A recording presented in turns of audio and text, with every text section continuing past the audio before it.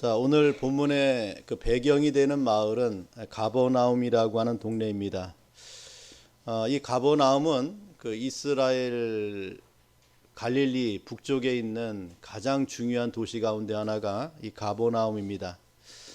예수께서는 그 나사렛에서 어린 시절을 사셨다가 공생애를 시작할 때부터 주로 기거했던 장소가 이 가버나움이라고 하는 그런 마을입니다. 가장 많은 이적을 베풀었던 그런 도시였고, 또 그곳에서 5명의 제자를 예수님께서는 자신의 제자로 삼았던 그런 지역이기도 합니다. 자, 그러한 가버나움의 동네에 한 바리새인이 예수님을 초청했습니다. 그리고 그 식사 중에 오늘의 사건이 일어나게 됩니다. 주님은 이 사건을 통하여 그 유명한 탕감의 비유, 사죄의 비유를 우리에게 말씀해 주고 있습니다. 자, 오늘 이러한 말씀을 통하여 주께서 저와 여러분에게 베푸신 이 사죄의 복음이 무엇인가를 깨닫고 그 은혜에 감사하는 그런 시간 되기를 바랍니다. 자, 우리 첫째는 시몬 바리새인을 보게 됩니다. 오늘 본문 36절을 보면은 한 바리새인이 예수께 자기와 함께 잡수시기를 청하니 이에 바리새인의 집에 들어가 앉으셨을 때에라고 말씀하고 있습니다. 자, 한 바리새인이 예수를 청했다라고 했습니다. 자, 그 바리새인은 자신과 함께 식사하자고 예수님을 청하였습니다. 자, 이러한 식사 자리는 그냥 간단하게 점심을 먹는 그런 자리가 아니라 주로 연회를 베풀고 손님을 지극하게 모시는 그러한 자리라고 보시면 됩니다. 그리고 이러한 연회를 베풀 정도의 사람이라고 하면은 바리새인 가운데서도 아주 유력한 사람이다라고 볼 수가 있습니다.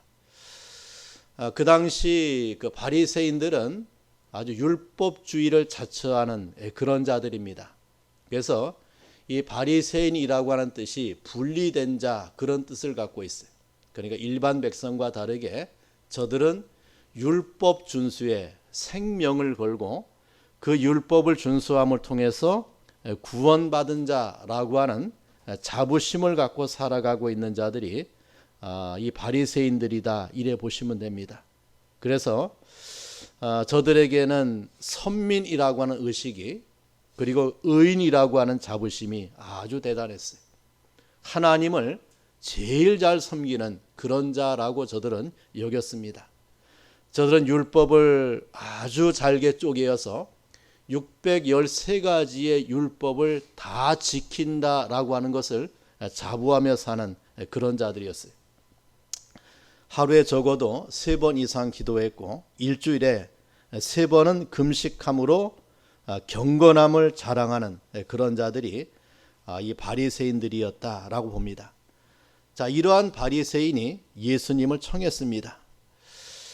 그런데 이 시몬이라고 하는 이 바리새인이 예수님을 손님으로 청했는데 자신의 집을 찾아오신 예수님에 대하여 그가 보인 태도는 합당한 예의를 갖추지 않는 이 바리새인 시몬을 보게 돼요. 한마디로 말하면 손님을 청한 예수님에게 큰 결례를 범하고 있는 바리새인을 보게 됩니다.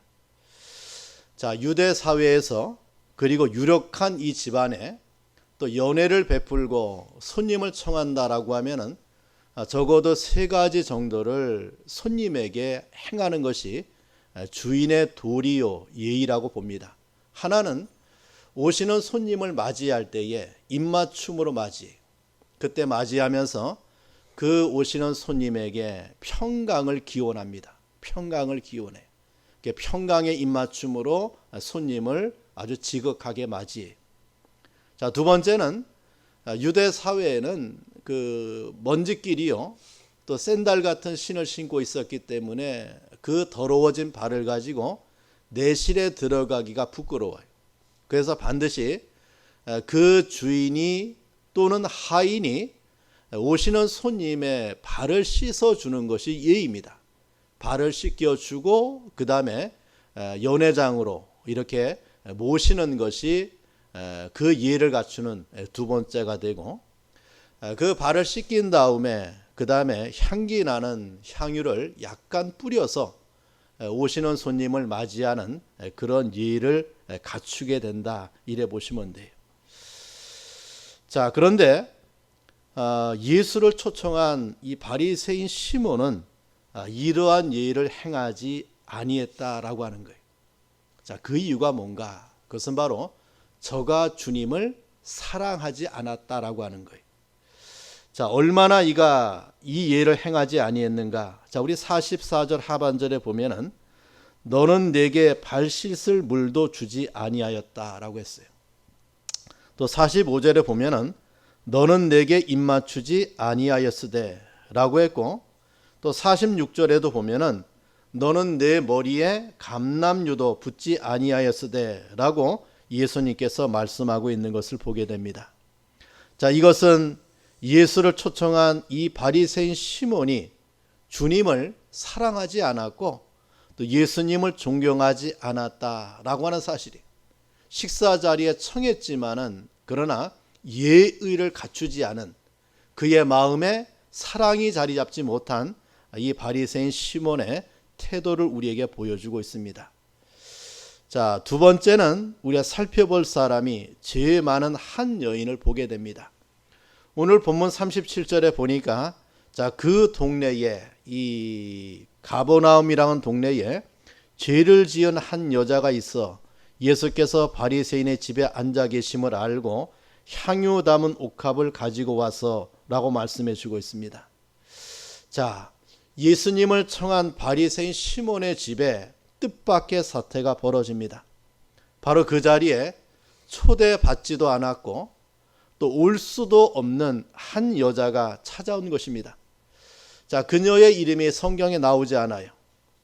그녀의 이름은 없고 성경은 이 여인에 대해서 말하기를 죄인인 한 여자라고 말해요. 자신의 이름으로 불려지기보다는 죄인으로 불리워지는 여인을 우리에게 보여줍니다. 자, 이 여인에게는 죄인이라고 하는 딱지가 붙어서 자신의 이름보다는 죄인으로 불리워지기에 더 자연스러운 그런 여인이 주님을 찾아오는, 이 잔치자리에 찾아오는 이 장면을 우리에게 보여줍니다. 자, 뜻밖의 한 여인의 등장에 연회석의 사람들이 불쾌했고 그 불쾌함이 식사 자리를 침묵으로 만들었습니다. 자, 이러한 침묵 속에서 자신을 주시하는 따가운 경멸과 멸시의 눈총 속에서 이 죄인이 예수에게 행하는 장면을 성경이 우리에게 보여줘요.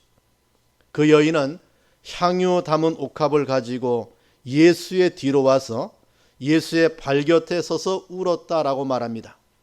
그리고 흘러내리는 자신의 눈물로 주님의 발을 적셨습니다. 그녀는 자신의 눈물로 주님의 발을 적신 후에 자기의 머리털을 풀어서 주님의 발을 닦아요. 그리고 그 발에 입을 맞추고 향유를 주님에게 붓는 이 여인을 보게 됩니다. 자, 예기치 않은 일이 벌어지고 상종할 가치조차 없는 죄인인 한 여인의 행동으로 그 연회석의 분위기는 차갑게 식어버렸어요. 자, 이 장면을 현장에서 목도했던 그 집의 주인 바리새인 시몬이 어떻게 이 장면을 생각하고 있었는가? 자, 오늘 성경에 보니까 39절에 이 사람이 마음에 이렇게 말을 해요. 이 사람이 만일 선지자라면 자기를 만지는 이 여자가 누구며 어떠한 자, 곧 죄인인 줄을 알았으리라 라고 이 바리새인 시몬의 마음을 성경이 말하고 있는 것을 보게 됩니다. 자, 우리는 여기에 이 여인을 성경이 어떻게 말하고 있는가를 주목해 봐야 돼요. 성경이 말하고 있는 이 여인, 바로 그 여인은 한마디로 죄를 지은 한 여자라는 라고 성경이 말하고 있는데, 이 말은 그 당시 창기들에게 사용되어지는 말이에요. 주님은 이 여인의 죄를 어떻게 표현해 주고 있는가? 자기 힘으로 갚을 길 없는 500데나리온의 빚을 진 자에다가 이 여인을 비교하고 있는 주님을 보게 됩니다. 또 주님은 그녀를 47절에 이렇게 말을 해요. 많은 죄를 지은 여자라고 했습니다. 여러분, 그 당시 유대 사회에서 가장 죄인으로 취급받는, 그래서 사람들과 상종하지 않는, 재판 자리에서 증인의 자격도 없는 두 부류가 있는데, 바로 창기 그리고 세리들이었어요. 자, 이러한 창기가 주님을 찾아온 것입니다. 자, 죄인의 대명사요, 그 사회에 사람들에게 오지 못했던 이 여인이 주님을 찾아왔다라고 하는 거예요. 그런데 이 과정을 보면은 놀라운 이 여인의 주님을 향한 사랑의 마음을 우리에게 보여주는 장면이 보여져요. 자, 먼저 우리 37절에 보니까 이 여인이 주님을 찾아올 때에 예수께서 바리새인의 집에 앉아 계심을 알았다라고 했어요. 주님이 어디 계심을 알고 있는 여인을 보게 됩니다. 자, 그녀가 얼마나 주님을 사랑하고 있었는가를 잘 알려주고 있는 말씀이, 주님을 사랑하는 마음이 사랑하는 주님의 행방을 놓치지 않았어요. 그래서 주님께서 가시는 곳을 주목했고 시몬의 집에 계심을 알았다라고 했어요. 그리고 37절 하반절에 보니까 향유 담은 옥합을 가지고 왔다라고 했어요. 여러분, 진정한 사랑은 찾아오는 사랑입니다. 사회적 통념으로 또 죄인의 신분으로 찾아올 수 없는 그녀이지만 누구를 찾아오십니까? 바로 죄인의 친구를 찾아온 거예요. 죄인의 구주였기에 죄 많은 그녀도 올 수 있었다, 이것을 우리에게 보여줘요. 이렇게 사랑은 모든 것을 개의하지 아니하고 달려오고 찾아오고 만나는 이 장면을 우리에게 보여줍니다. 자, 또 이 여인은 주님 앞에 어떠한 태도를 보여주고 있는가? 우리 38절에 보면은 예수의 뒤로 또 그 발 곁에 서서라고 했습니다. 그녀는 예수님에게 왔습니다. 그리고 예수께 온 그녀의 자리가 어디입니까? 예수의 뒤라고 성경이 말씀해줘요. 그리고 그녀가 머문 곳이 어디입니까? 바로 예수님의 발곁이라고 말씀해 주고 있습니다.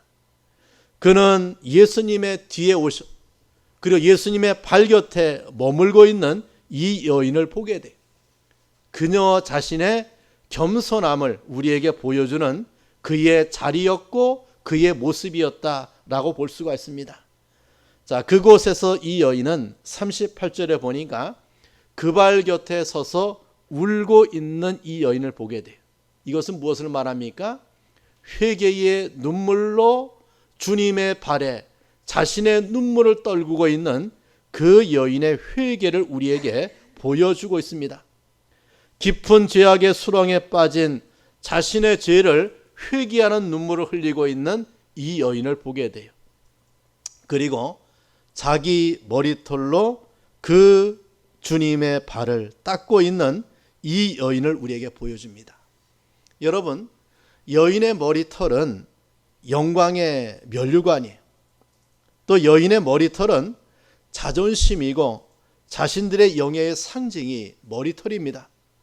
자, 그러한 자신의 머리털을 가지고 예수 그리스도의 상하신 발을 씻고 닦고 있는 이 여인을 보게 됩니다. 이것이 바로 그녀의 겸손과 헌신이요, 주님을 향한 그녀의 사랑을 우리에게 보여주고 있습니다.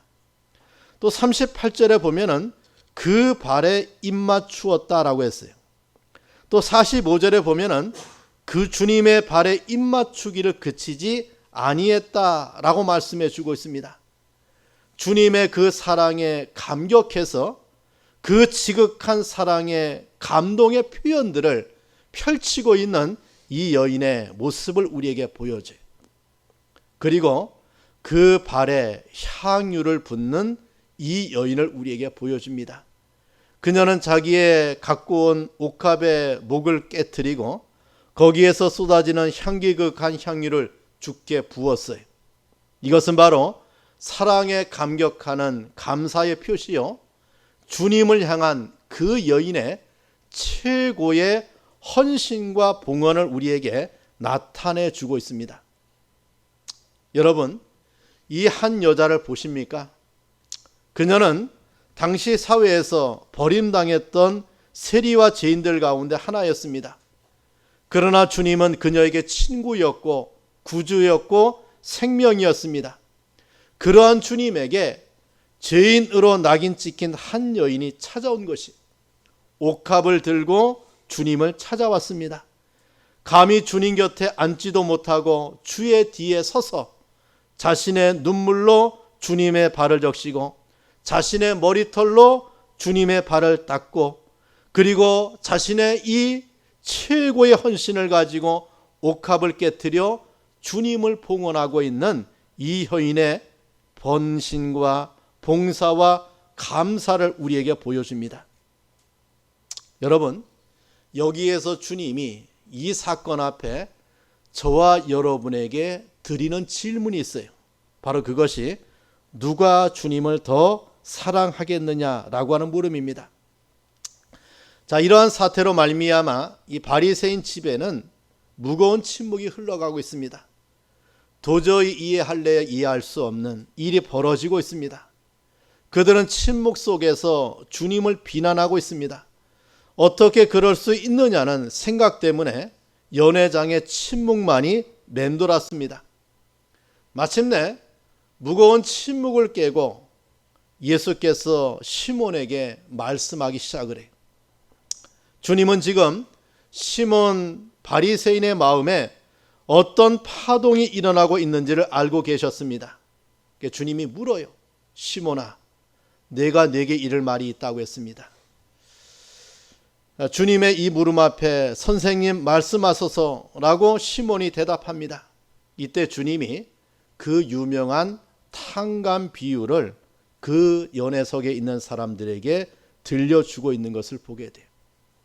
자, 빚주는 사람이 빚진 자 둘이 있다라고 했습니다. 한 사람은 500데나리온의 빚을 졌고 한 사람은 50데나리온의 빚을 졌어요. 그런데 둘 다 그 빚을 갚을 길이 없는 차에 주인이 두 사람의 그 빚을 다 탕감해 주었습니다. 자, 이런 경우 어느 사람이 그 주인에게 더 고마운 마음, 사랑의 마음을 갖겠느냐라고 하는 주님의 질문이. 자, 시몬은 대답합니다. 제 생각에는 많이 탕감을 받은 자라고 했어요. 주님이 말합니다. 내 판단이 옳다라고 했습니다.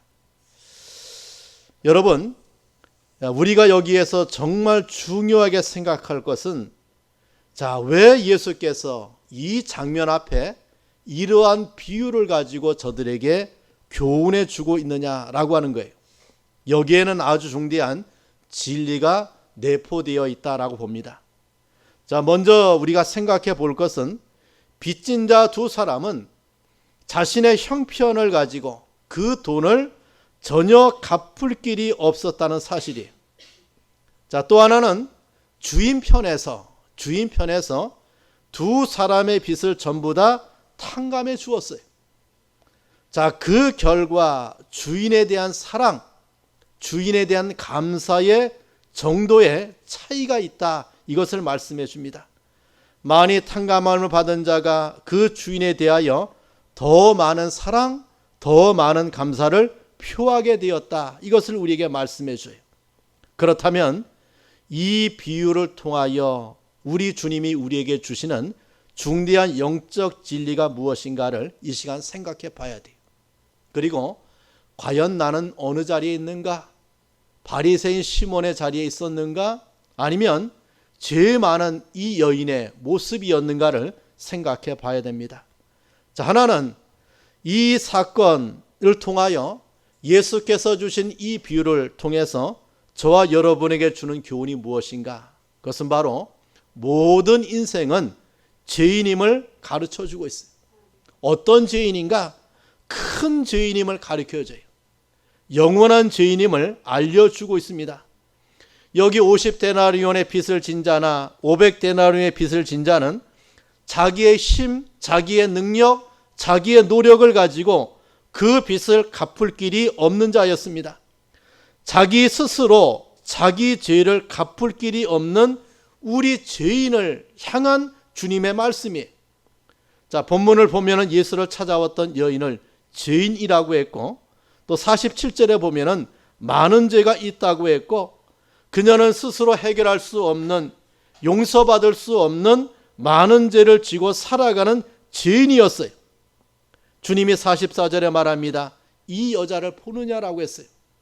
전혀 갚을래야 갚을 수가 없는, 어쩔 수 없는 빚을 진 이 여인을 바로 우리를 향한 주님의 말씀이, 죄의 짐을 지고 살아갈 수밖에 없는, 그 죄에서 헤어나올 수 없는, 그 죄 문제를 자기의 힘을 가지고 해결할 수 없는 이 세상에 있는 모든 죄인을 가리키는 그 말씀입니다.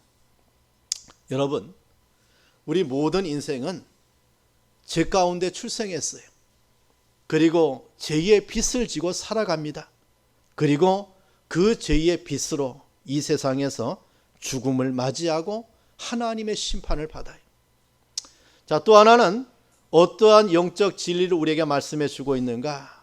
인생은 죄 사유함을 받아야 됨을 가르쳐 주고 있습니다. 자, 오늘 본문 42절에 보면은 주인은 둘 다 탕감하여 주었다라고 했습니다.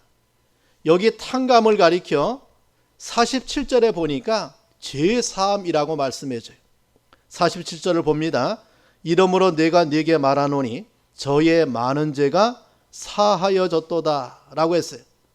또 48절에 말합니다. 이에 여자에게 이르시되 네 죄 사함을 받았느니라 라고 했습니다. 여러분, 우리 죄인은 무엇을 받아야 된다는 말이에요? 죄 사함을 받아야 된다는 주님의 주장이. 다시 말하면 인생은 죄악의 빚을 탕감받아야 된다는 주님 자신의 주장을 우리가 듣고 있는 거예요. 죄로 말미암아 우리 인생은 죽을 수밖에 없고, 그 죄의 빚을 갚지 못하는 인생을 향하여 주님이 하시는 말씀이 무엇입니까? 탕감의 길이 있고 죄사함의 길이 있다. 이것을 우리에게 말씀해 줍니다.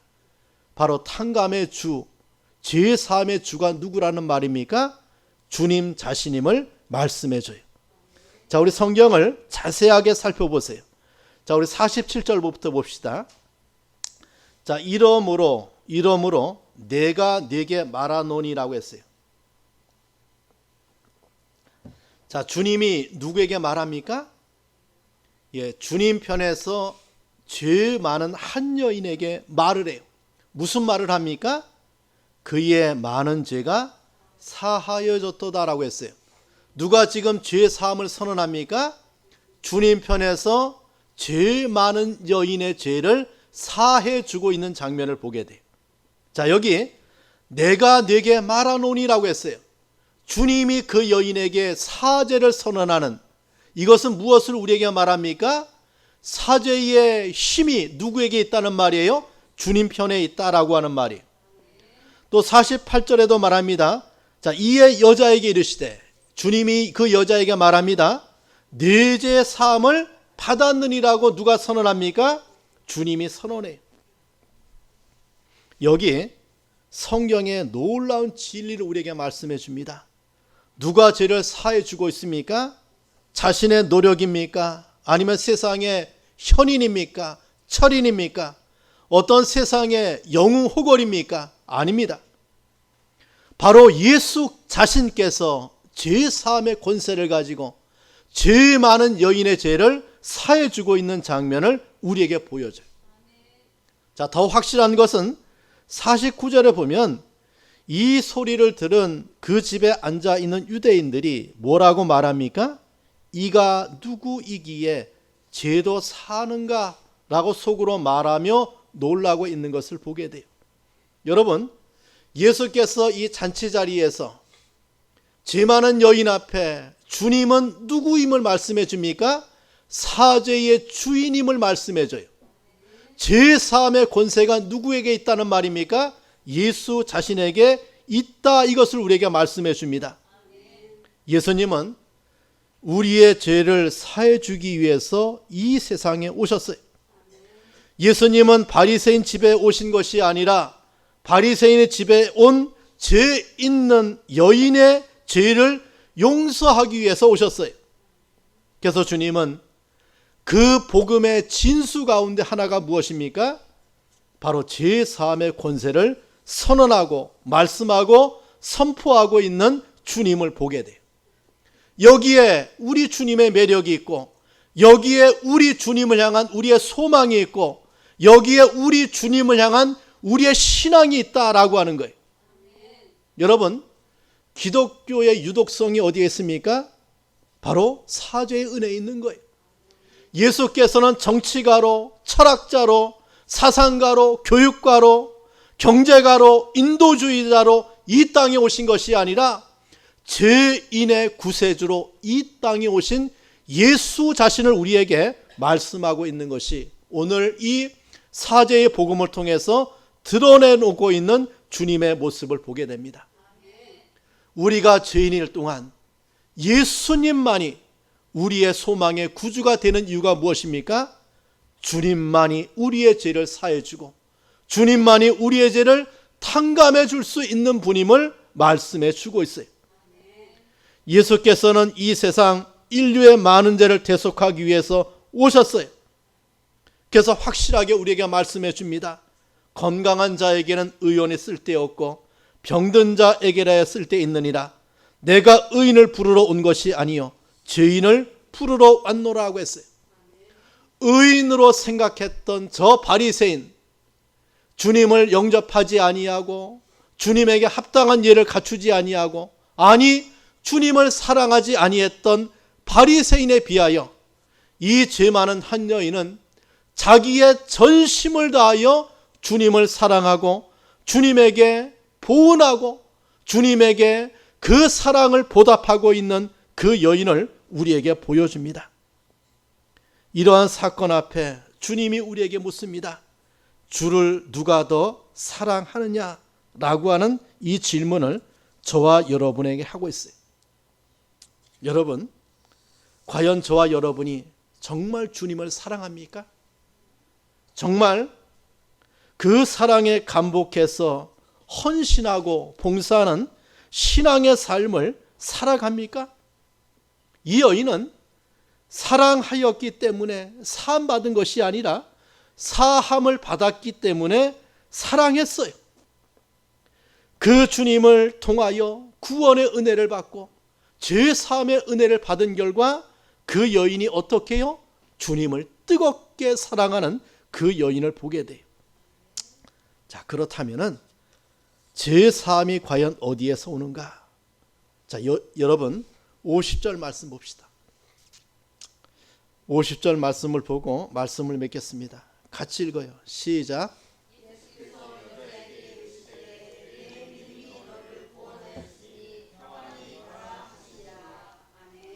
자, 여러분, 내 믿음이 너를 구원했다라고 했어요. 저는 500데나리온의 많은 빚을 탕감받았기 때문에 그 주님을 더 사랑하고 감사하게 된 것이, 이것이 그 여인의 무엇이라는 말입니까? 믿음이라고 하는 거예요.